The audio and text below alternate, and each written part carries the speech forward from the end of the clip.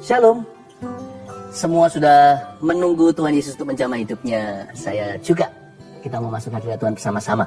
Tapi sebelumnya kita baca dulu kesaksian dari saat teduh yang lalu. Tentunya kesaksian ini pasti dipakai Tuhan untuk menguatkan seseorang.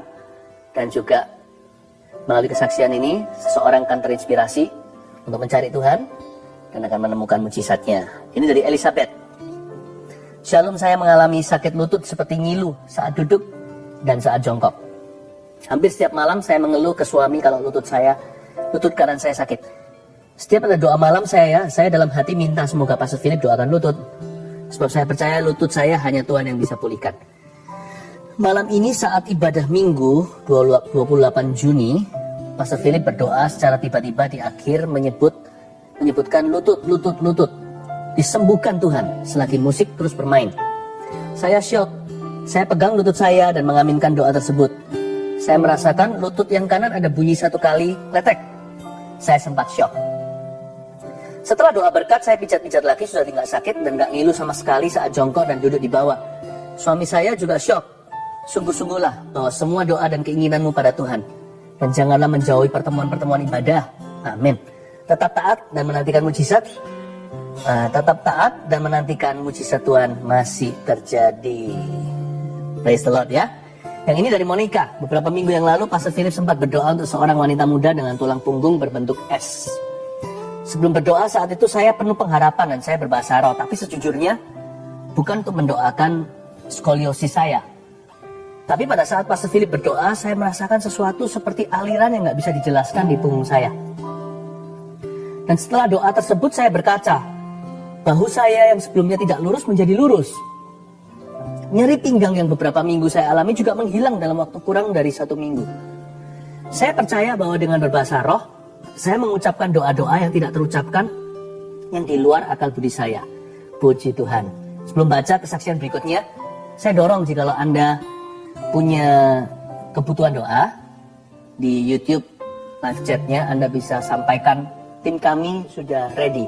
Di balik layar ada sekelompok anak-anak Tuhan, hamba-hamba Tuhan yang merindu untuk mendoakanmu ya.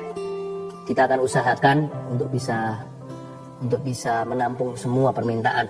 Kita sama-sama berdoa di hadapan Tuhan sehingga mujizat terjadi di hidupmu. Dan juga kalau Anda belum mendapatkan baptisan Roh Kudus dengan tanda berbahasa lidah, why not? Kenapa tidak? Di sesi saat teduh sekarang ini Anda mengharapkan itu terjadi. Sungguh-sungguh cari, lupakan orang di sekeliling Anda. Pasti Anda mendapatkannya. Saya yakin kok, Tuhan kita itu bekerja di tempat rahasia. Pasti sesuatu terjadi, ya. Margaret, jam 7 pagi saya mengikuti ibadah live streaming Pastor Philip. Di akhir ibadah, Pastor Philip mendoakan orang yang bermasalah dengan pencernaan dan demam tinggi. Saya merasa orang itu adalah saya. Saya terkena GERD karena proses terapi yang sedang saya jalani. Saya nggak bisa makan, bahkan minum pun muntah lagi. Sampai sebelum ibadah demam saya masih tinggi 39-40 derajat Celcius. Saat Pastor Philip doakan itu, saya merasakan ada sesuatu yang hangat mengalir dari kepala bagian belakang saya ke tulang punggung saya dan dari tenggorokan saya. Juga seperti ada sesuatu yang hangat mengalir ke perut. Dan seketika itu juga saya tidak merasakan mual lagi, nggak pusing lagi. Lalu saya coba makan bubur dan nggak muntah. Dokter cek suhu badan saya dan hasilnya sudah di angka 35,6. Terima kasih Tuhan Yesus. Terima kasih Pastor Philip. Wow, puji Tuhan. Yang sakit juga saya percaya ada mujizat hari ini disediakan. Siapa tahu today adalah giliran Anda untuk menerima sesuatu dari tangan Tuhan. Karena itu, mari kita siapkan hati kita untuk masuk ke hadirat Allah. Saya juga mau welcome semua yang Instagram, Insta Live barusan bergabung. Welcome home ya. Ayo kita praktekkan ini. Tanggalkan beban dan dosa yang merintangi. Saya ajak doa dulu sebentar. Beberapa orang saya rasakan merasa nggak layak masuk hadirat Tuhan. Ragu-ragu apakah dia boleh ikut saat teduh. Tuhan itu nggak pernah tolak siapa-siapa. Tuhan cinta semua orang termasuk orang berdosa seperti Anda dan saya. Pejamkan mata. Ikuti saya berdoa. Tuhan, kami mau masuk hadirat-Mu secara sengaja. Kau sudah ada di sini dari tadi. Dan Engkau selalu menunggu kami. Engkau maha hadir, kami tahu. Tapi kami mau masuk ke hadirat-Mu yang dapat mengubahkan kehidupan kami. Hadirat Allah yang dinyatakan untuk orang-orang yang mencari. Dan jikalau ada di antara saudara-saudaraku yang menyaksikan saat ini, yang mengikuti saat teduh, yang merasa kurang layak karena baru saja berbuat dosa, baru tadi, atau sehari, atau minggu ini. Ya Tuhan, basuh dengan darah Yesus, ampuni dosa kami. Kami mau tanggalkan semua beban dan dosa yang merintangi, supaya kami dapat sesuatu yang baru, urapan-Mu yang Kau sediakan untuk kehidupan kami. Terima kasih Tuhan, kami masuk hadirat-Mu. Kami tahu bahwa kami tidak akan ditolak oleh Tuhan Yesus. Roh Kudus, bawa kami dekat. Kami siapkan hati kami, setiap kami, dalam nama Yesus. Kami mencari Tuhan. Terima kasih Bapa. Haleluya.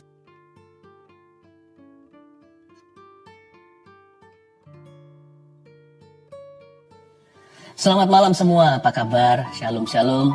Dan kalau yang nggak live nanti menyaksikan video ini, di jam berapapun Anda menyaksikan ini, Tuhan ada di situ, ya. Kita mulai dengan kesaksian seperti biasanya. Live chat juga sudah buka. Ini kan YouTube live. Anda bisa sampaikan permohonan doa. Mulai sekarang bisa komunikasi dengan kami. Tim sudah ready. Saya bacakan dulu kesaksian. Ini dari kesaksian saat teduh yang lalu. Yang ini namanya Indah. Bulan Juli salah satu saat teduh, Pastor Philip bernubuat bulan Agustus adalah bulan titik balik. Akan ada deal-deal yang dari Tuhan. Akan ada jabat tangan sebagai tanda kesepakatan. Saat itu saya menerima dengan bingung. Bagaimana caranya ya Tuhan, dalam waktu dekat ada rumah kami yang bisa deal. Usaha suami saya di dunia properti pengembang. Dan saya adalah agen properti. Akhir Juli kira-kira tanggal 28. Ada deal harga dan kami diberi DP salah satu rumah kami. Dan tepat bulan Agustus tanggal 6 kami ada jabat tangan di notaris. Transaksi jual beli. Seperti yang dinubuatkan Pastor Philip. Kemudian Pastor Philip doa minta perpanjangan waktu sampai bulan September. Dan benar-benar luar biasa Tuhan itu. Di akhir September kami deal harga lagi satu rumah yang lebih kecil. Dan tanggal 12 Oktober kemarin kami jabat tangan sekali lagi di notaris untuk pelunasan rumah. Padahal rumah ini sudah 3 tahun nggak bisa dijual. 3 tahun belum bisa terjual, tapi justru di saat pandemi malah bisa terjual dan cash lagi pembelinya. Dahsyat. Sungguh bersyukur buat apa yang Tuhan berikan kepada kami. Puji Tuhan. Saya senang sekali mendengarkan orang yang bersyukur ya. Tuhan itu baik. Yang ini kesaksian dari tim live chat, tim doanya. Jadi yang melayani nggak dilupakan ternyata.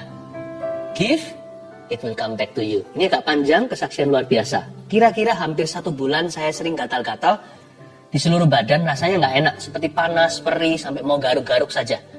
Puncaknya hari Senin, 12 Oktober tiba-tiba dilekukan tangan seperti pecah-pecah kering. Lalu mulai mengelupas perih, warna merah dan keluar darah dikit-dikit.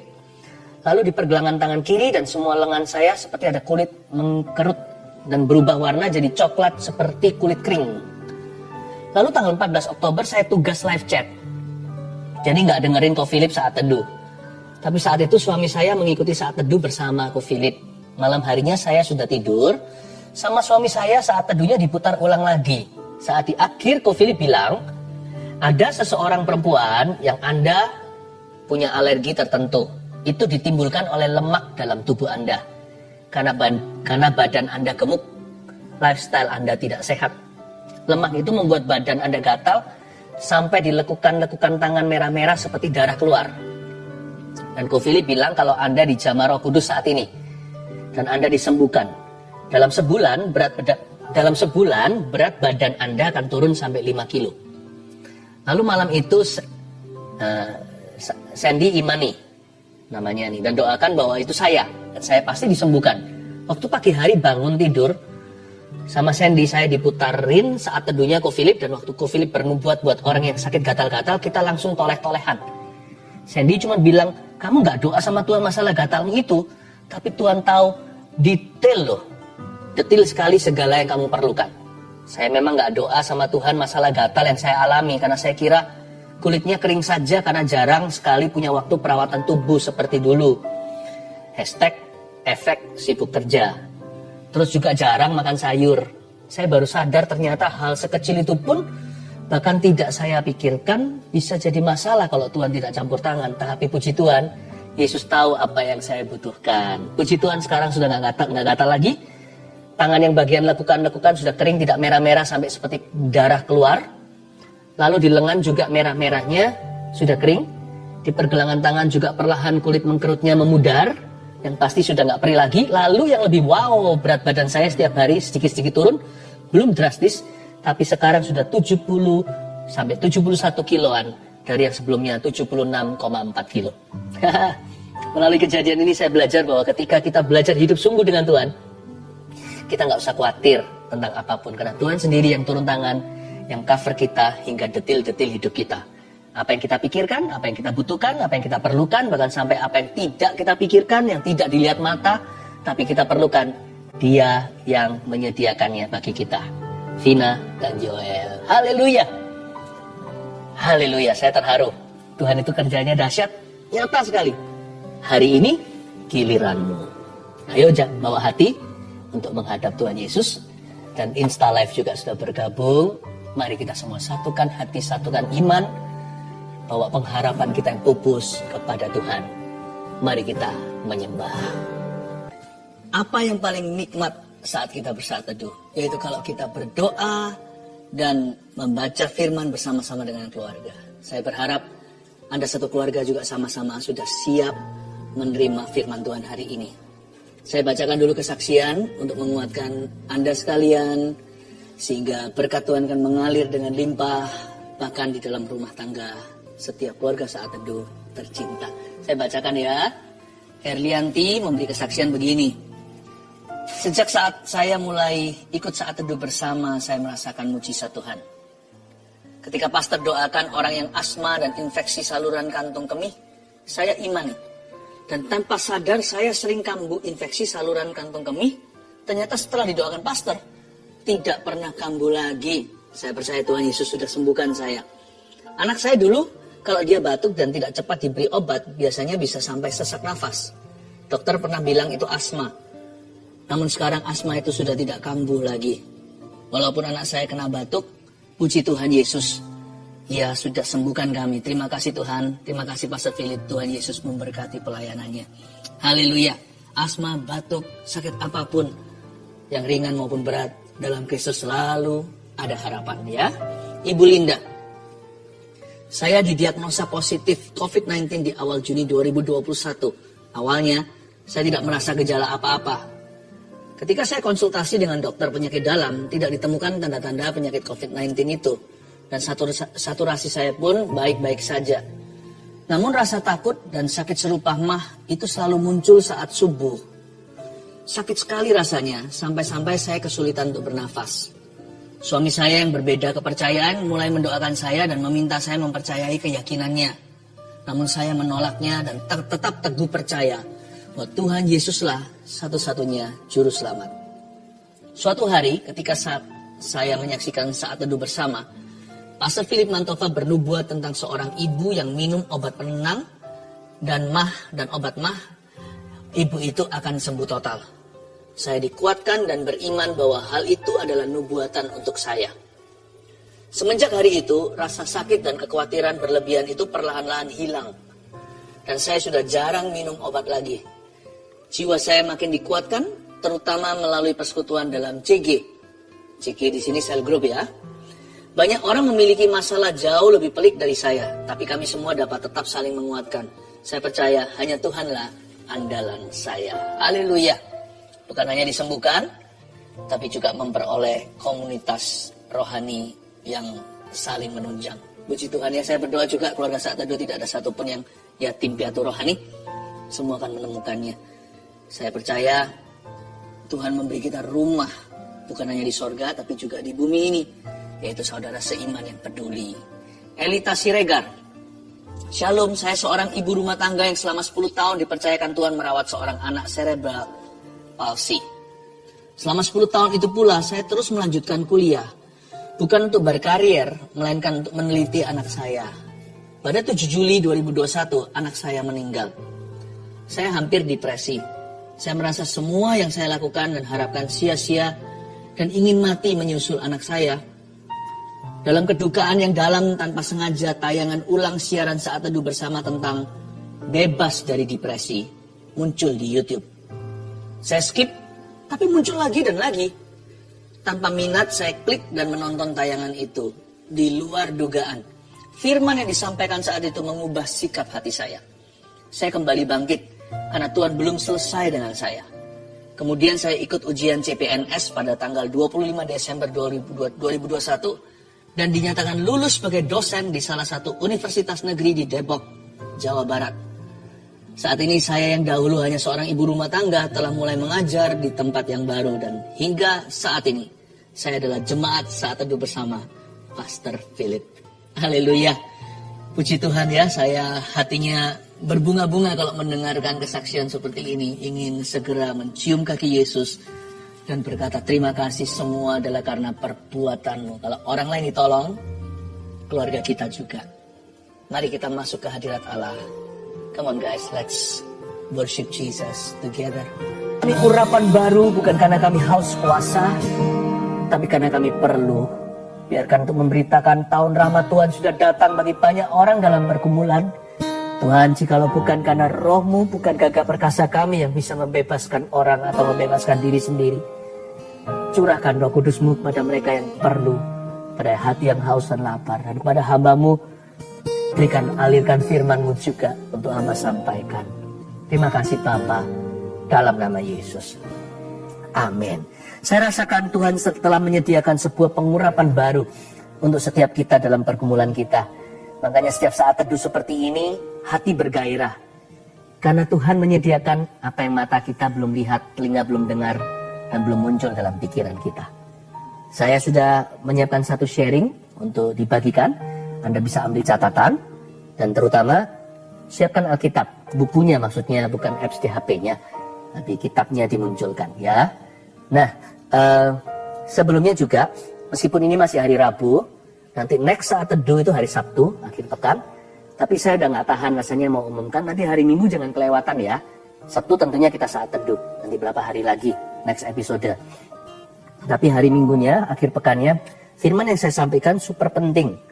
Saya beri judul Amsal Kehidupan, Akselerasi dalam Bisnis dan Pekerjaan. Karena ada hubungan dengan apa yang saya sampaikan sekarang. Nanti Sabtu saya ingatkan lagi. Akselerasi, percepatan dalam bisnis dan pekerjaan. Bukan karena kita ini matre atau prosperity atau kemakmuran. Tapi kerja itu bagian dari kehidupan. Berapa jam sehari kita di kantor kita. Ya kan? Jadi karena itu Tuhan peduli. Tuhan punya rencana. Nah sekarang kita buka dulu. Membangun reruntuhan dengan urapan. Buka bersama saya di Nehemia pasal 4. Jangan lupa saat teduh berikutnya ya. Ajak-ajak teman. Oh iya, yang akhir pekan nanti streamingnya ada di gms.church_streaming. Sabtu saya ingatkan lagi. Ya. Tapi sekarang catat dulu temanya membangun reruntuhan dengan urapan. Jangan pakai kekuatan sendiri ya. Bangun itu pakai urapan Yesus, urapan Tuhan. Tuhan menyediakan pengurapan baru untuk kita.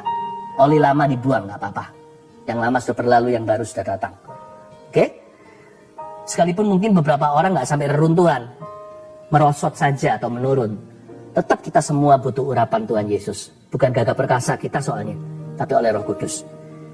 Nehemia ini adalah seorang pembangun tembok. Dia membangun tembok Yerusalem yang runtuh. Dia taat, dia pulang ke desanya untuk bangun Israel kembali.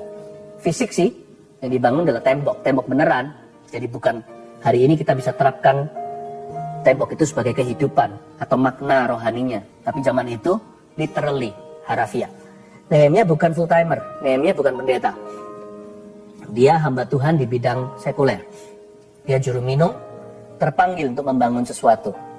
Jadi proyek yang dia tangani itu mustahil. Karena siapa yang pernah berhasil membangun itu, belum lagi kalau kita melibatkan oposisi. Hidup itu nggak pernah mudah sih dari zaman Adam dan Hawa. Jadi jangan mengeluh sekarang, hidupku kok susah. Dari zaman dulu, langit sudah menjadi langit besi, tanah tembaga. Tapi begini, Tuhan kita sama. Tuhan kita adalah Allah terobosan. Dari dulu tetap ceritanya sama. Dia selalu menunjukkan kemuliaannya kepada umatnya yang percaya. Jadi mari kita membangun reruntuhan dengan janji Tuhan, ya, dengan urapan yang baru. Kita lihat ayat yang ke-6. Jadi hari ini pembahasan kita ayat 6 sampai 14. Saya langsung lompat aja, ceritanya terlalu banyak. Jadi saat teduh ini hanya sebuah renungan ya.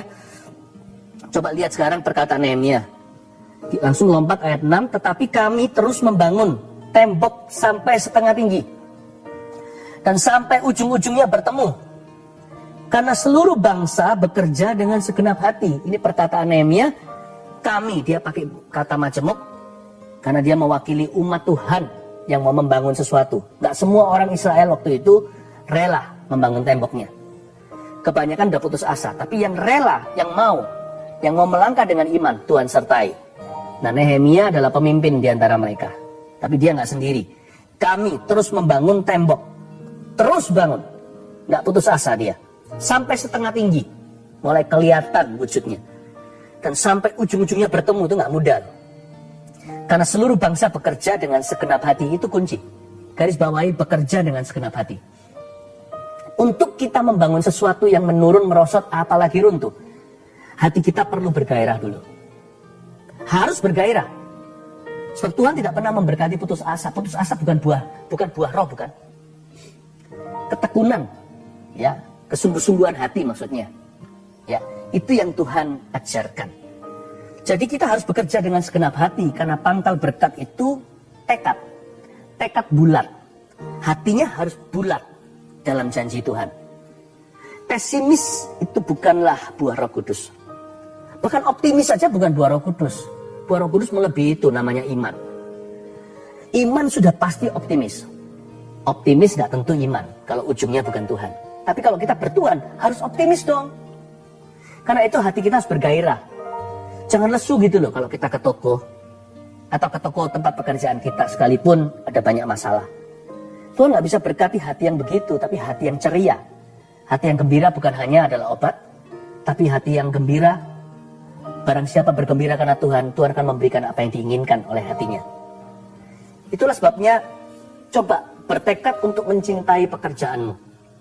Jikalau Anda tidak mengerjakan apa yang Anda cintai, Anda nggak punya pilihan. Aku nggak pernah pilih ini, ya kan? Anda tetap bisa memilih untuk mencintai apapun yang Anda kerjakan. Sekali lagi, jikalau Anda tidak melakukan atau mengerjakan apa yang Anda cintai, Anda bisa terlebih dahulu Anda bisa secara sengaja mencintai pekerjaanmu. Love what you do, even when you don't do what you love. Bergairahlah hati itu, jangan buat lesu. Biar hari ini disetrum oleh surga, diberi urapan yang baru. Salah satu, bukan satu-satunya, salah satu tanda seseorang diurapi itu ada sukacita. Urapan itu selalu mendatangkan joy. The joy of the Lord is our strength. Gak ada orang yang mengaku-ngaku dirinya diurapi kalau dia itu depresi. Tapi orang yang diurapi, tanda pertamanya ada sukacita di wajahnya. Padahal dia punya masalah. Itu dulu. Ketika Sanbalat dan Tobiah, ini musuh-musuhnya ayat 7, serta orang Arab dan orang Amon dan orang Asdod mendengar bahwa pekerjaan perbaikan tembok Yerusalem maju dan bahwa lubang-lubang tembok mulai tertutup, maka sangat marahlah mereka. Ada yang gak suka Anda diberkati. Sebagian dalam wujud manusia. Please, jangan benci mereka. Mereka gak tahu apa yang mereka perbuat. Doa Yesus bagi penyamun di samping kanan kirinya. Oke? Tapi yang pasti iblis tidak pernah happy kalau Anda dipakai, diurapi, dan diberkati. Anda harus tahu untuk setiap berkat itu ada peperangan rohani. Itulah sebabnya Anda perlu kekuatan. Karena itu kita perlu sukacita, karena sukacita itu kekuatan. Ada peperangan rohani, berkat itu tidak akan otomatis. Sekalipun Tuhan sudah beli dengan harga yang mahal, masih ada rintangannya di dunia ini untuk Anda menggapainya. Ada roh-roh jahat di udara. Ada rancangan-rancangan iblis. Masih ada manusia-manusia yang dipakai oleh setan. Asal jangan Anda menuding ke mereka dan menuduh seseorang itu adalah iblis. Jangan lakukan itu. Tapi kita harus tahu bahwa iblis juga bisa pakai siapa saja. Jangan benci musuh-musuhmu, kasih mereka. Tapi Anda juga jangan sampai kita itu lugu, tidak mengerti rancangannya. Sanbalat dan Tobiah sangat marah ketika tembok itu jadi, atau hampir jadi, hampir rampung. Mereka angry, ya. Mereka semua mengadakan persepakatan ayat 6, bersama-sama untuk memerangi Yerusalem dan mengadakan kekacauan di sana. See what I told you, apa yang saya katakan tadi. Ada peperangan rohani. Sanbalat dan Tobiah ini lambang iblis tentunya, atau setan, tapi juga bisa jadi antek-antek iblis dalam kehidupan, ya. Yesus pun penuh dengan musuh pada waktu hidup di Galilea. Tak kecuali salah satu muridnya sendiri, Yudas Iskariot pun ada di sana. Please don't hate people around you, sebab peperangan kita bukan melawan darah dan daging. Tapi jangan lupa, ada peperangan di udara untuk setiap berkat-berkat kita. Karena itu kenakan selengkap senjata Allah. Kita perlu urapan untuk bisa memperoleh janji Tuhan. Bukan dengan gagah perkasa kita. Ayat 9, tetapi kami berdoa. Nah itu letak pengurapan kita. Doa. Tetapi kami berdoa kepada Allah kami dan mengadakan penjagaan terhadap mereka siang dan malam karena sikap mereka. Ada dua hal yang Nehemia dan kawan-kawan lakukan. Pertama, mereka berdoa. Dan bersamaan dengan itu mereka mengadakan penjagaan. Peperangan rohani itu harus dilaksanakan di dua arena. Satu arena yang gak kelihatan, alias arena rohani. Kita berdoa. Berdoa itu hasilnya apa? Gak kelihatan sekarang. Tapi kita menabur dengan air mata. Arena kedua adalah arena realita. Nah, dalam kehidupan kita secara nyata, kita harus menunjukkan kita itu di pihak mana. Orang yang bersyukur di pihak Tuhan, yang bersungut-sungut di pihak setan. Orang yang mengasihi di pihak Roh Kudus. Orang yang membenci di pihak roh kepahitan. Kita harus menunjukkan. Ingat Abram. Dulu namanya Abram. Lalu berganti menjadi Abraham, bapak segala bangsa. Ketika Tuhan berkata kamu akan menjadi bapak dari bangsa-bangsa, sedangkan anak satu pun gak punya. Dia ganti namanya. Kata Abram dan Abraham itu perbedaannya bumi langit. Ya kan? Karena kata Abraham artinya bapak, multiple nations. Kemana-mana dia bertindak seolah-olah anaknya banyak. Dalam kehidupan realitanya pun dia hidupi visi dan hidupi imannya. Jadi jangan jadi orang yang berdoa lalu nanti dalam kehidupan sehari-hari menentang doanya sendiri. Kalau peperangan rohani itu totalitas. Dalam doa kita menang, dalam spirit kita conquer, kita menguasai. Dalam kehidupan realita, hidupi sesuai dengan imanmu. Jangan setelah berkata amin, setelah itu ragu. Ya, mereka mengadakan penjagaan. Dari sini, doa Nehemia disertai dengan persiapan dan perencanaan. Doa itu baru serius kalau ada follow up-nya dalam bentuk planning yang jelas. Setelah Anda doa, laksanakan apa yang ada di hati Anda yang Tuhan taruh, yang Roh Kudus taruh di dalam hatimu. Doa itu baru serius jikalau disertai dengan persiapan dan perencanaan. Nehemia berdoa lalu mengadakan penjagaan. Jangan berhenti hanya di dalam ruang saat teduh. Saat teduh ini harus pengaruhi tindak tanduk atau langkah kakimu. Ayat 10, berkatalah orang Yehuda, kekuatan para pengangkat sudah merosot dan puing masih sangat banyak. Tak sanggup kami membangun kembali tembok ini. Nah, ini orang-orang yang pesimis hati. Kekuatan, alasan mereka ada 3 mengapa mereka tidak percaya. Saya sebut ini trinitasnya putus asa. Ini tritunggalnya hati yang patah semangat. Yang satu, mereka berkata kekuatan para pengangkat sudah merosot. Kita akan putus asa. Iman kita tidak jadi jikalau kita melihat manusia. Wah, orang yang melihat orang akan diombang-ambingkan. Berkatalah orang Yehuda ayat 10, kekuatan para pengangkat sudah merosot. Siapa suruh mereka melihat manusia? Manusia itu kekuatannya terbatas. Manusia itu berubah. Lalu alasan kedua yang membuat mereka putus asa adalah puing masih sangat banyak. Melihat masalah. Kalau kita lihat masalah kita, wow, kita pasti akan kecewa. Kalau Daud lihat Goliat, nggak lihat Tuhan, dia pasti ketakutan. Pada waktu itu bangsa orang-orang Yahudi, orang-orang Yehuda berkata puing masih sangat banyak. Mulai dari mana? Seperti kapal pecah. Kalau kita mau bersihkan kamar itu loh, aduh kelihatan kacau balau itu harus sapu dari mana? Kalau kita lihat masalah kita, keruntuhan kita nggak akan mulai untuk percaya. Lalu berikutnya, tak sanggup kami membangun kembali tembok ini. Tetapi lawan-lawan kami berpikir mereka tidak akan tahu dan tidak akan melihat apa-apa. Sampai kita ada di antara mereka, membunuh mereka dan menghentikan pekerjaan itu. Intimidasi pun terjadi. Jadi kalau Anda mau beriman, jangan melihat manusia. Jangan melihat masalah, puing masih banyak. Lalu, jangan melihat diri sendiri. Tak sanggup kami membangun kembali. Ini trinitas putus asa. Ya, melihat manusia, melihat masalah, dan melihat diri sendiri. Orang yang begini pasti mati sebelum mencoba. Pasti ujungnya makan intimidasi. Setan pasti berhasil dalam segala perencanaannya. Ayat 12. Ketika orang-orang Yahudi yang tinggal dekat mereka sudah 10 kali datang memperingatkan kami. Mereka akan menyerang kita dari segala tempat tinggal mereka. Maka aku tempatkan rakyat menurut kaum keluarganya dengan pedang, dengan tombak dan panah di bagian-bagian yang paling rendah dari tempat itu, di belakang tembok, di tempat-tempat yang terbuka. Ayat 13 ini brilian. Nehemia dapat hikmat Tuhan karena dia nggak lihat orang dan dia nggak lihat problema dan dia tidak mengandalkan dirinya sendiri. Makanya hatinya bisa menerima pewahyuan yang segar. Dia bisa terima strategi. Ini menurut saya bukan dari manusia, karena manusia nggak bisa terpikirkan ini. Nehemia dikasih hikmat dari tempat maha tinggi. Sebenarnya kalau Tuhan memberkati kita itu disentil hikmat aja, akan ada jalan keluar. Maka aku tempatkan rakyat menurut kaum keluarganya. Jadi mereka lagi bangun tembok. Jadi keluarga si A dikasih rumah di tembok kilometer berapa, tanggung jawabnya dia kilometer segini ke segitu.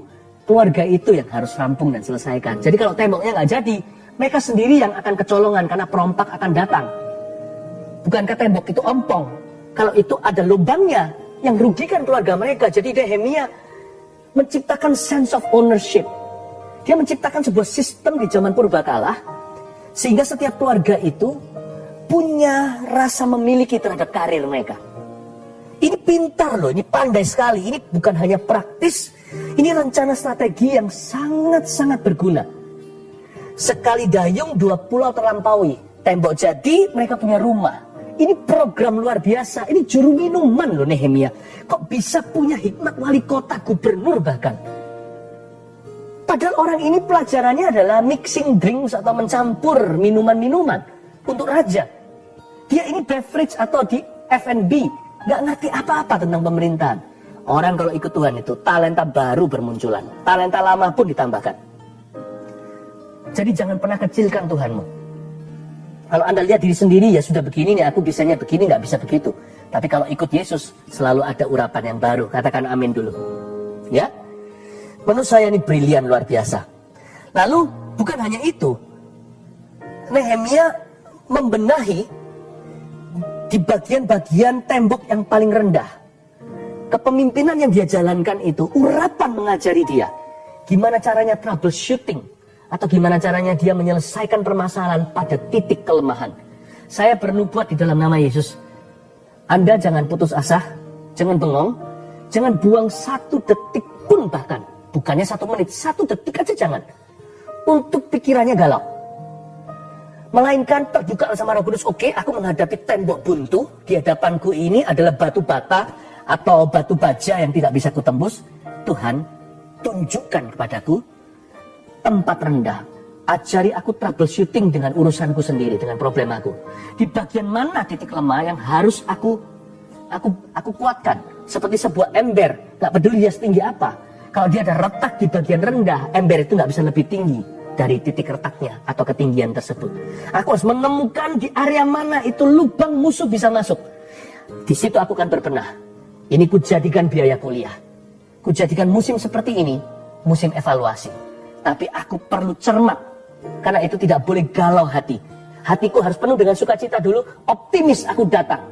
Ada aku hadapi persoalan problema hidupku, tidak lihat orang, tidak indahkan problemaku, dan juga tidak menilai segala sesuatu dengan kekuatan sendiri.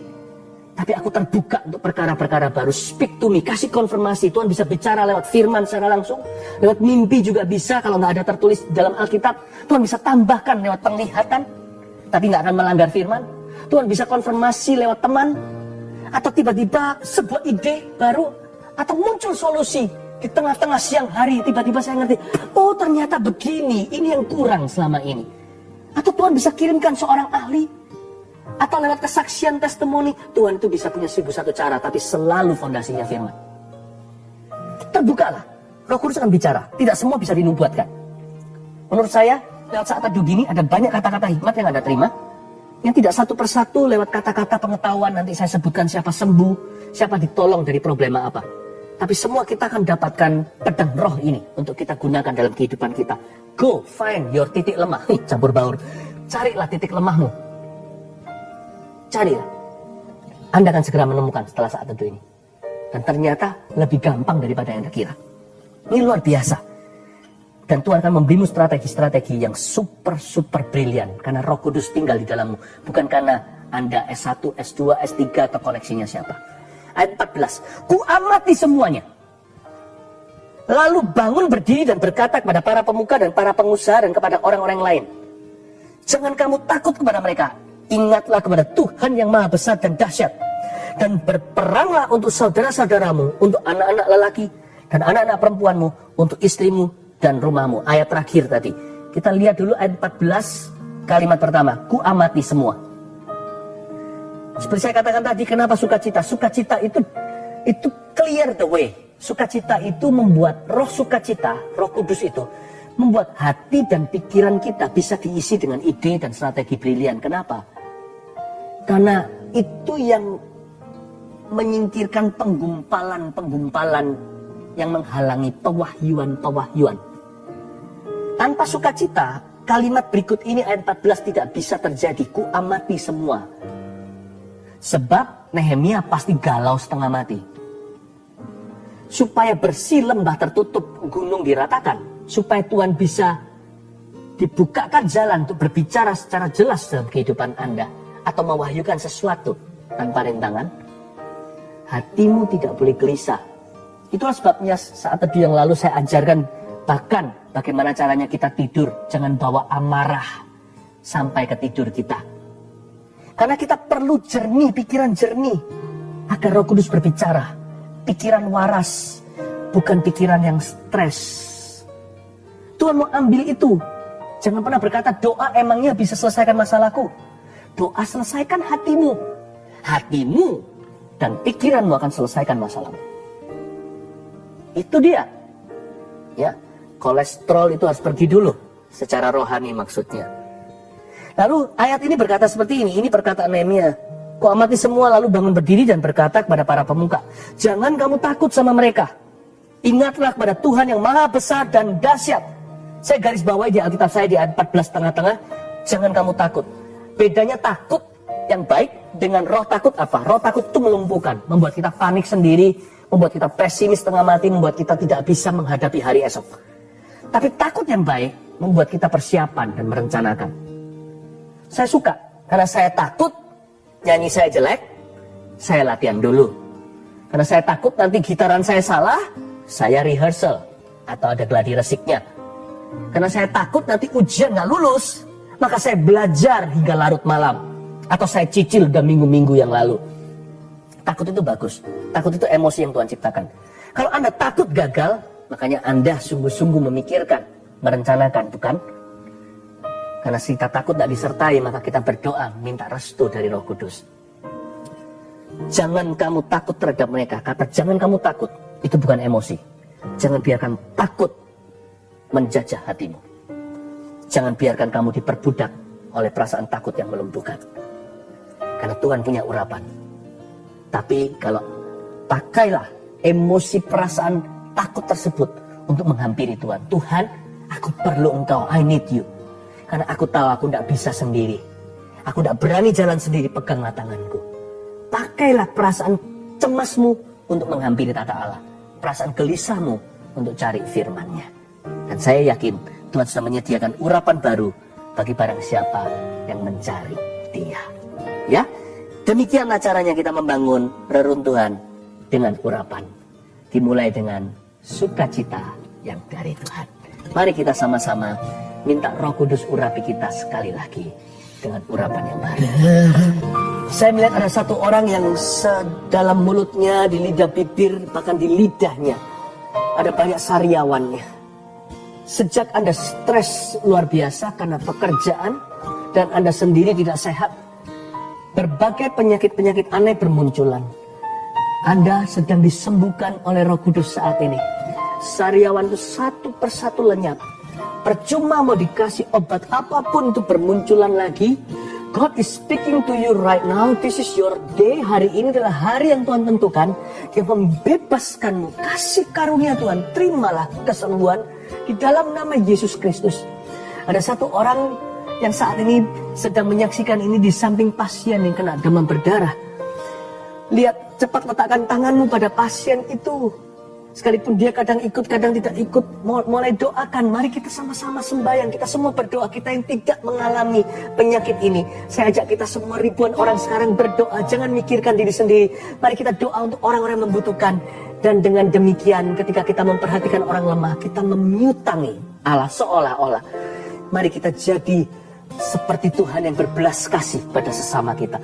Hamba berdoa untuk pasien demam berdarah itu di dalam nama Yesus. Aku berbicara kepada trombositnya. Mulai sekarang berubah, beranjak keluar dari wilayah sekarat. Dari masa kritis ini trombosit akan kembali normal in the name of Jesus. Di dalam nama Yesus Kristus. Terima kasih Tuhan, Kau sembuhkan dia. Kesegaran mulai masuk seperti orang itu merasa seperti sekarang disiram air dingin dari atas kepala hingga bawah kakinya. Demam itu mulai pergi, suhu tubuh itu mulai normal dalam waktu lebih cepat daripada diprediksi oleh dokter dan tenaga medis. Anda akan keluar dari rumah sakit itu karena keluarga sedang khawatir, karena ada banyak orang kena corona. Anda tidak mau berada atau mendekati rumah sakit bahkan, tapi Anda terpaksa di sana. Tapi sekarang biarkan kesembuhan Tuhan datang. Jangan takut, Anda tidak akan tertular apa-apa. Tuhan melindungimu. Kita berdoa untuk pasien corona yang kena COVID-19 di dalam nama Yesus Tuhan. Hamba berdoa ya Tuhan Yesus, Kau sembuhkan. Sekalipun yang disembuhkan tidak akan di blow up oleh media ya Tuhan. Mungkin peka atau sensitif bagi keluarga. Tapi ada ya Tuhan kesaksian-kesaksian hidup orang-orang yang mengalami mujizat. Dan biarkan itu tersebar tepat pada waktunya. Dan biarkan orang yang mendengarnya di kiri kanan handai taulannya, dikuatkan imannya bahwa Tuhan sanggup melindungi, Tuhan sanggup meluputkan. Terima kasih ya Tuhan Yesus, terpujilah namamu. Sembuhkan pasien corona itu di dalam nama Tuhan Yesus Kristus. Terima kasih Tuhan. Saya melihat ada seperti rongga, seperti gambar di kedokteran, seperti ada rongga hidung seperti itu yang terblok, ada yang bengkak. Dan Tuhan, saya tahu sinusitis sedang disembuhkan oleh Tuhan. Sakit di sini yang setengah mati, luar biasa sakitnya, pembengkakan itu. Anda tidak bisa diobati seperti apa, kecuali main obat sendiri, karena Anda harus istirahat dan sebagainya. Tapi itu datang pergi, dan sekarang semakin parah. Tuhan sembuhkan Anda sekarang di dalam nama Yesus. Anda akan bernafas dengan lega. Bengkak itu telah reda di dalam nama Yesus. Mulai hari ini sinusitis tidak akan pernah kambuh-kambuh lagi. Seumur hidupmu aku cabut kutuk itu di dalam nama Yesus. Tentunya tetap harus jaga kesehatan supaya Anda semakin kuat. Haleluya, terpujilah namamu. Mari kita terus berdoa. Terima kasih Tuhan. Terima kasih Tuhan. Ada orang yang harus memberanikan diri untuk berhenti franchise. Anda bisa lakukan sendiri. Roh Kudus beritahu kepada saya, Anda bisa lakukan sendiri. Tidak perlu franchise lagi. Ya Tuhan, karena anak-anak Tuhan akan diberi hikmat untuk bisa mengatur dan memanagenya dengan cara yang excellent. Saya tidak tahu itu siapa, bisa untuk lebih dari satu orang, tapi akan ada orang yang Tuhan bicara secara khusus spesifik tentang hal ini saat ini juga. Terimalah rema ini di dalam nama Yesus Kristus. Oh, terpujilah namamu, terpujilah namamu. Terima kasih Tuhan, haleluya. Ulurkan tanganmu ke depan sekali lagi. Let me bless you. Diberkati keluar masukmu, diberkati bakulmu, diberkati pundi-pundimu, diberkati keturunanmu, anak panamu, putra putri di rumahmu, diberkati keluargamu, diberkatilah engkau, dan wajah Kristus terpancar bersinar setiap hari. Terima kasih Tuhan untuk umat kesayanganmu. Biarkan Goshen terjadi peluputan di Mesir itu. Kami tidak hakimi orang-orang yang dalam masalah. Kami pun tidak kebal, bukan? Kami juga tidak bebas dari persoalan. Tapi kami percaya Tuhan sanggup meluputkan. Luputkan setiap orang-orang yang hamba doakan. Berkati keluar masuknya. Jagai seperti biji mata. Terima kasih ya Allah Bapa. Terpujilah namamu. Terima kasih Tuhan untuk hari ini, saat teduh ini. Berkat Allah Bapa, Putra, Roh Kudus menyertai setiap kami. Dalam nama Yesus. Amin. Welcome di saat teduh yang sudah dinanti-nantikan semua orang. Hari ini kita mau masuk hadirat Tuhan, minta Tuhan menguji hati kita, sehingga hati kita senantiasa dibersihkannya. Sebelumnya saya bacakan kesaksian terlebih dahulu untuk menguatkan iman setiap orang yang bergumul dengan sesuatu. Yang ini dari Jasmine di New York. Shalom Pastor Philip dan tim. Saya tinggal di New York hampir 10 tahun bersama keluarga. Di sini saya pelajar dan mengambil sekolah kedokteran. 2 tahun terakhir ini adalah masa yang sangat sulit untuk saya karena nilai ujian screening untuk masuk sekolah kurang baik. Dari aplikasi sekian banyak, dari apply sekian banyak sekolah, saya tidak dapat interview. Saya merasa lelah dan mau menyerah untuk menjadi dokter. Tapi Tuhan Yesus kita sangat baik dan selalu tepat waktu di dalam bekerja. Di salah satu saat teduh Pastor Philip di awal tahun ini, saya dengar bahwa ada anak yang akan masuk sekolah kedokteran. Pastor Philip bilang untuk coba lagi dan jangan menyerah. Pastor juga bilang, selamat, Anda akan menjadi dokter. Di saat itu hati saya tergerak untuk berdoa dan meminta, serta mengimani bahwa itu juga rencana Tuhan Yesus untuk saya. Singkat cerita, saya sudah diinterview dan diterima di sekolah kedokteran di Amerika 1 bulan yang lalu dengan beasiswa yang cukup besar. Lalu ada lambang smile-nya. Tuhan Yesus sungguh sangat baik, bisa menyampaikan isi hatinya lewat Pastor Philip. Terima kasih Pastor dan tim GMS. Semoga kesaksian ini bisa menguatkan para pelajar yang mau merintis karirnya. Tuhan Yesus selalu punya rencana yang baik dan Dia selalu tepat waktu. Amin. Senang ya? Nah, nanti kalau saya jadi dokter, gak boleh lupa sama Tuhan. Selalu lakukan kehendak Tuhan melalui profesi Anda. Elizabeth. Bulan Desember saya mengaminkan apa yang saya dengar dari Pastor Philip tentang tiroid yang disembuhkan oleh Tuhan Yesus. Waktu itu hasil ekografi tiroid stadium 4. Karena banyak masalah, saya menunda cek ke dokter spesialis. Tapi saya percaya Tuhan sanggup sembuhkan. Tepatnya tanggal 29 Maret saya akhirnya ke dokter spesialis dan saya melakukan tes scintigraphy pada 6 April di rumah sakit. Puji Tuhan, hasilnya menunjukkan tidak ada tiroid. Semuanya normal. Sungguh tidak berkesudahan. Kasih setia Tuhan. Terima kasih Pastor Philip dan tim atas pelayanannya. Lisa Anggraini. Saya ingin bersaksi tentang kebaikan Tuhan sekitar awal Maret. Saya terserang vertigo yang sangat parah sehingga harus dilarikan ke rumah sakit untuk dirawat sementara. Setelah itu rasa pusing dan sakit di kepala tidak kunjung hilang selama 2 minggu. Saat mendengarkan saat teduh tanggal 13 Maret 2021, Pastor Philip mendoakan agar penyakit vertigo beserta semua gejalanya dipatahkan dan disembuhkan dalam nama Yesus. Saya imani itu untuk saya. Seketika itu juga rasa pusing dan tidak enak di kepala saya hilang seketika. Saya bersyukur tidak pernah kambuh lagi hingga hari ini. Tuhan itu baik. Terima kasih atas pelayanan Pastor beserta seluruh tim. Puji Tuhan, banyak orang mengalami mujizat. Mari kita doakan hari ini giliran Anda yang menanti-nantikannya. Tapi sebelumnya, mari bawa hati kita, biar Tuhan selidiki, biar Tuhan murnikan, dan biar Tuhan menjamahnya. Haleluya. Update yang tumpang tangan, tapi sebelumnya saya beritahu apa yang saya rasakan.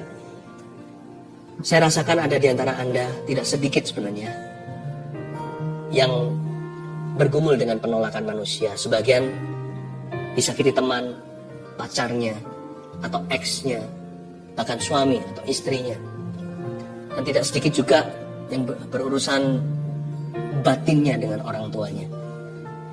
Selama ini Anda hanya merasakan kesepian. Yang Anda rasakan ya lumrah sebagai manusia sebelum dengar firman seperti ini. Anda terus rasakan adalah penolakan mereka. Hari ini bertobatlah. Hari ini bertobatlah. Bilang sama Tuhan Yesus, ampuni aku, selama ini aku lihat lubang donatnya.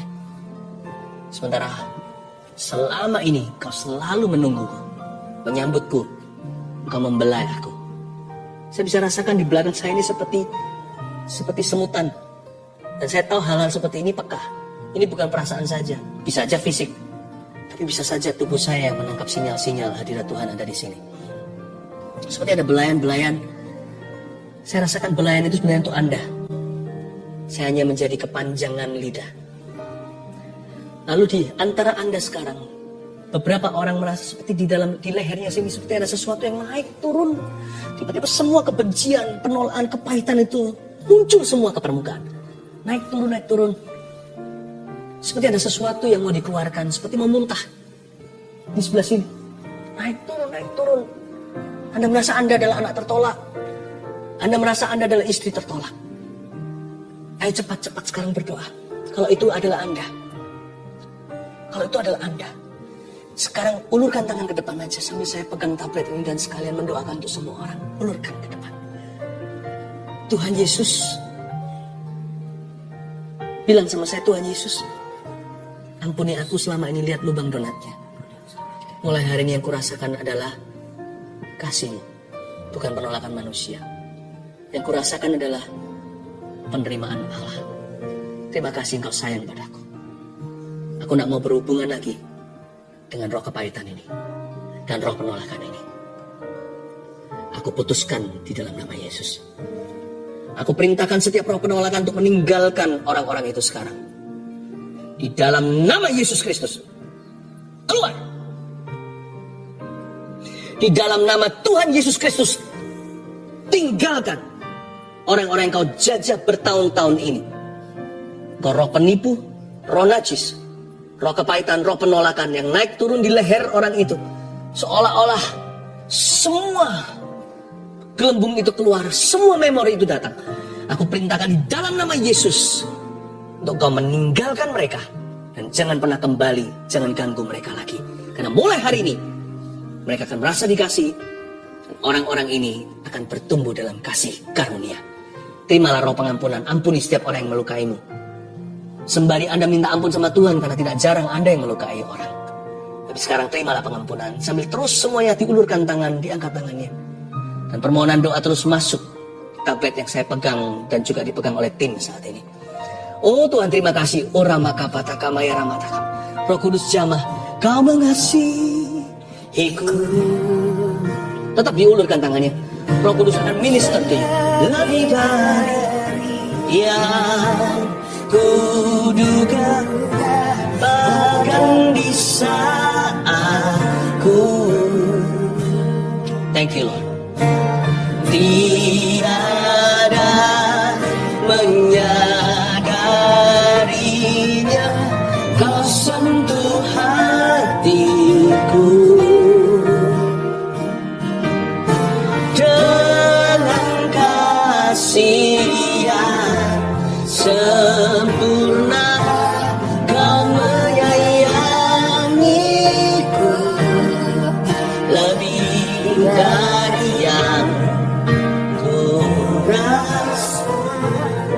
saudara-saudara yang mau berdoa untuk memperoleh keturunan yang selama ini belum diberkati dengan momongan, Anda letakkan, kalau suami istri di sini, kalau Anda sama-sama saat teduh, please gandeng tangan.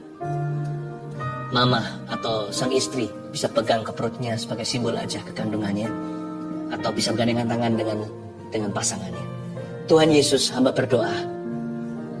Simpel saja doa, tidak seperti orang Farisi yang bertele-tele. Aku berdoa untuk momongan yang dari Engkau, yang terbaik dari yang pria maupun yang wanita, dari suami maupun istri.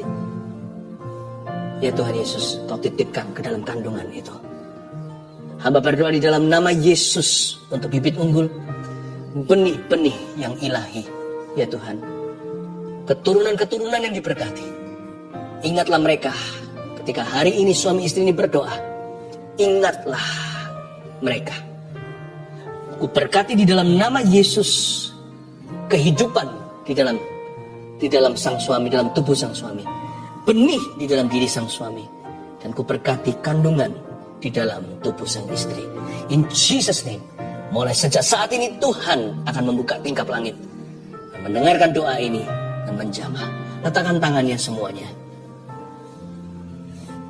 Ada seorang anak yang baru saja ulang tahun 4 tahun. Anda berkata seperti ini, orang tua. Aku percaya nanti ulang tahun ini ada mujizat terjadi. Dia berbicara, tapi sampai sekarang belum berbicara. Waktu kemarin dia ulang tahun, Anda kecewa sekali rasanya kok Tuhan tidak dengarkan doa. No. Yesus datang terlambat untuk membangkitkan 4 hari, ingat. Dia sudah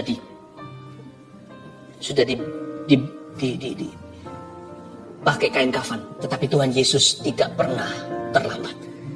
Sejak saat ini saya berdoa di dalam nama Yesus Kristus dan menubuatkan, anak Anda akan berbicara, akan datang waktunya, dia selalu berbicara. Sampai-sampai Anda berkata, tolong kasih mama waktu.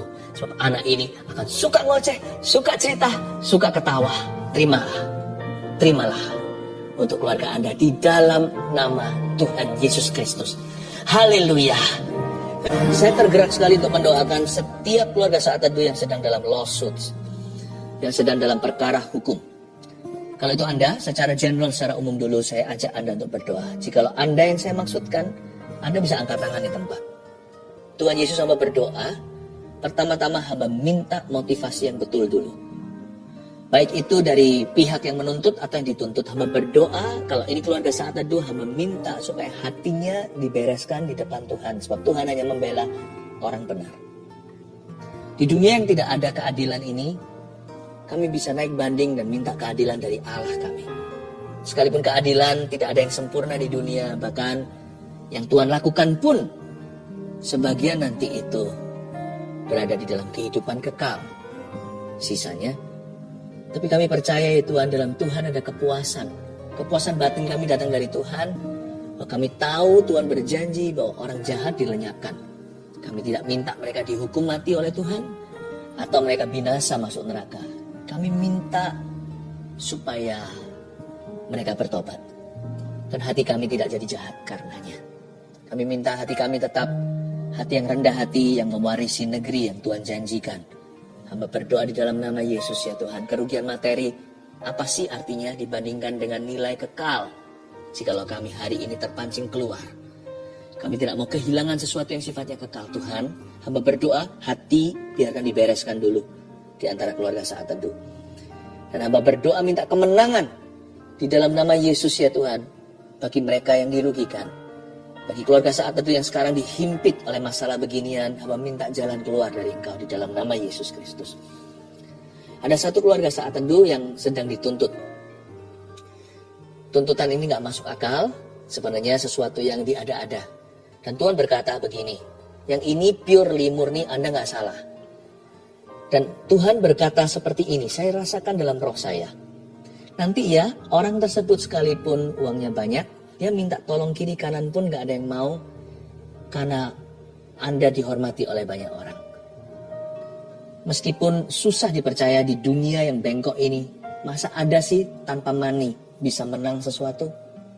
Dalam hal ini mujizat Tuhan berlaku. Orang-orang yang dimintain tolong nanti, bagaimanapun juga ada benang merahnya, dan orang-orang itu tidak bersedia apa-apain Anda. Karena Anda adalah orang yang dihormati. Saya rasa ini kasusnya agak besar. Saya merasakan ini kasusnya agak besar. Kayaknya masing-masing ini adalah figur tertentu di dunianya. God be with you, my friend, di dalam nama Yesus. Ada satu lagi keluarga Saat Teduh, yang ini Anda yang salah. Anda menuntut sesama saudara seiman hanya karena Anda itu panasan hati. Drop it. You drop it. Because you're gonna win this case. Anda akan menang kalau diteruskan kasus ini. Karena Anda punya koneksi aduhai dibanding orang itu nggak ada apa-apanya. Tapi kalau Anda teruskan, Anda mengundang hukuman. Sebentar lagi, setelah Anda menang, tak lama lagi, maut akan mengetuk pintumu. Don't do that. Jangan menguji atau mencobai Tuhan. Ada satu lagi keluarga Saat Teduh, Anda salah. Dan sekarang Anda dalam kasus, dan Anda tidak bisa keluar, dan Anda sedang akan disidang, dan Anda memang pernah salah, tetapi sekarang Anda sudah bertobat. Di dalam penjara hidup Anda itu, Anda menemukan kembali maksud ilahi. Jangan takut, Tuhan akan memberimu keringanan, akan ada kebajikan kemurahan, meskipun tetap ada konsekuensi yang jalan. The Lord be with you. Tuhan, hamba berdoa untuk semua yang lagi mengalami kasus ini, kasus itu. Tuhan tolong. Tuhan membela orang benar, dan Tuhan juga meluruskan hati anak-anaknya yang salah. Terima kasih Tuhan, hamba tidak minta hukuman siapa-siapa. Hamba minta roh pertobatan. Dan hamba minta kebajikan kemurahan ya Tuhan, bagi mereka yang saat ini disalahi. Berikan kepada kami semua hati yang mudah mengampuni. Mari semua keluarga Saat Teduh pegang dadanya seperti ini. Kasih kami hati yang legawa, hati yang luas, yang lebar seperti mansion, seperti istana. Kalau soal mengampuni dan melepaskan pengampunan dan memberkati, menaruh bara api, keluarga Saat Teduh jagonya, keluarga Saat Teduh expertnya, ahlinya. Dalam nama Yesus. Terima kasih Tuhan. Mari sekarang ulurkan tangan, kita berdoa untuk setiap permohonan doa yang sudah masuk di sini. Tuhan Yesus, jamah Yang sakit kau sembuhkan dalam nama Yesus. Roh najis pergi dari keluarga itu. Tinggalkan meja makan orang itu. Hai roh kebangkrutan. Dan hamba berdoa Tuhan Yesus, tolong setiap orang yang dalam hutang piutang. Dan setiap, ya Tuhan, keluarga saat itu yang sekarang sakit atau keluarga mereka yang sakit. Hamba berdoa minta healing dari Tuhan Yesus. Dalam nama Yesus. Letakkan tanganmu. Saya melihat ada benjolan di balik kuping telinga seseorang seperti ini di leher atas. Benjolan itu awal-awal berapa bulan yang lalu hanya seperti cermai. Kecil begitu, kecoklatan. Sekarang jadi besar. Seperti cherry. Seperti cherry yang agak kecil. Tapi segede cherry itu. Dan kemerah-merahan. Dan tentunya bukan hanya mengkhawatirkan. Itu jelas-jelas suatu penyakit yang ganas. Saya berdoa di dalam nama Yesus sekarang. Kalau itu Anda sekarang yang saya maksudkan. Pegang aja benjolan itu. Aku tengking dalam nama Yesus, itu akan kering. Dan itu akan menyusut. Itu akan mengurut. I rebuke you, Tuhan menghardikmu, hai benjolan, di dalam nama Yesus, sakit penyakit, aku patahkan kering sampai ke akar-akarnya, aku kutuki seperti Tuhan mengutuki pohon ara, kering sampai ke akarnya. Lepas dari badan orang itu. Terlepas sekarang, layu, kering, terlepas. Di dalam nama Yesus Kristus. Haleluya, amin. Kalau itu Anda yang saya maksudkan, Anda beritahu kami ya, supaya saya tahu Anda di mana, namanya siapa. Dan mujizat ketika terjadi, saksikan itu untuk menguatkan orang lain juga.